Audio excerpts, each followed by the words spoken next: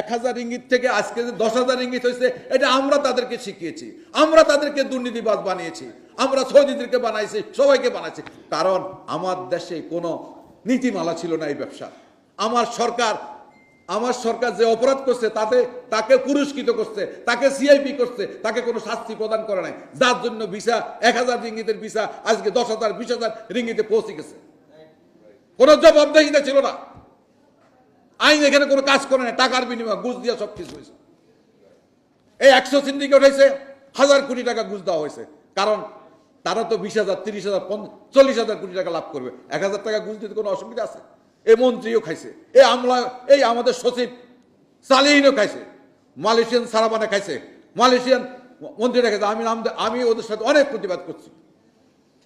শোনেন, আমরা এই সেক্টরটা এত বেশি গুরুত্বপূর্ণ। আজকে এই বৈষম্য বিরোধী আন্দোলনের ভরে যে সরকার ক্ষমতা আসছে, কি করছেন ওনারা এই সেক্টরটা নিয়ে? 1.5 কোটি লোক আমার বিদেশে অবস্থান করে, আরো 1.5 কোটি লোক বিদেশে যাওয়ার জন্য অপেক্ষায় আছে। এই ধরনের একটা গুরুত্বপূর্ণ সেক্টর নিয়ে কি বক্তব্য দিচ্ছে? লাউঞ্জ খুলি আমি কি হবে? আমি ওইখানে লাউঞ্জে খেতে যাবো? আরে আপনি আমার ভিসার দাম কমান, আমাকে 0 কষ্টে যাওয়ার জন্য ব্যবস্থা করেন, তাই ওইটাই আমার উপকার হবে। আমার একদিক দিয়ে 5 লাখ টাকা 6 লাখ টাকা দিয়ে আমাকে বিদেশে পাঠাবেন, আর আমাকে লাউঞ্জে 1 কাপ খাবার সুযোগ করে দেবেন, এইটা আমরা চাই না। এটা একটা তামাশা করছে সরকার। বৈষম্যের বিরুদ্ধে আমরা আন্দোলন করে আসছি। আজকে যারা বৈষম্য সৃষ্টি করছে তাদের কি বিচার করছেন আপনারা? আজকে আমাদের মন্ত্রণালয়ে আগের যে সেট ছিল, সচিব থেকে আরম্ভ করে সবাই তো আছে, মালয়েশিয়ান দূতাবাসে তারা দুর্নীতি থেকে এনকারেজ করছে, সহযোগিতা করছে, সেই অ্যাম্বাসেডারও আছে, সেই ভিসা কাউন্সিলরও আছে, সবাই বহাল। শুধু পরিবর্তন হয়েছে মন্ত্রীর। আর আসিফ নজরুল সাহেব একা কি করবে? সেখানে তো সবগুলো বসে আছে। এখনো সিন্ডিকেট তৎপর। আপনারা জানেন ইদানিং মালয়েশিয়াতে আবার খুলছে, প্লান্টেশন সেক্টরে 30-40 হাজার লোক যাওয়ার একটা সুযোগ সৃষ্টি হয়েছে। আজও কোনো লোক যাইতে পারে নাই সিন্ডিকেটের কারণে। তারা এখনো লেন্স আসছে, তারা এখনো সিন্ডিকেট করার চেষ্টা করতেছে। রুহুল আমিন স্বপনেনা দৌড়ের ভিতরে আছে, আমিনা আছে, বাকিরা রয়ে গেছে না এখানে। রুহুল আমিন স্বপনে যারা পেতাত্তা যে 100 জন আছে, শুধু রুহুল আমিন স্বপনেনা বাইরে, বাকিরা এখানে আছে না। তারা মালয়েশিয়াতে যাওয়া আশা করতেছে না, তারা এখনো সিন্ডিকেট করার চেষ্টা করতেছে। আমরা সরকারকে এটা জানাইছি, অবহিত করছি, কোনো ব্যবস্থা গ্রহণ করে। মন্ত্রী, উপদেষ্টা, সচিব ওই সিন্ডিকেটের সাথে ধরম মরম, তাদের সাথে এখনো তারা উঠা বসা করে। তো বিচার কোথায় হবে?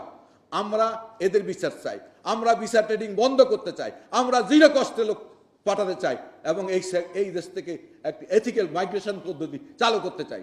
আমাদের সংস্কার হবে এইটা, আমাদের সংস্কার কমিশন করা হবে এই ভিসা বেচা কিনার উপরে, ভিসা অভিবাসন ব্যয়ের উপরে, আমার শ্রমিকের কল্যাণের উপরে। সৌদি আরবে লক্ষ লক্ষ লোক চাকরি করে, এমবাসিতে স্টাফ কয়জন? আপনারা জানেন কয়জন? হাতে গোনা কয়েকজন।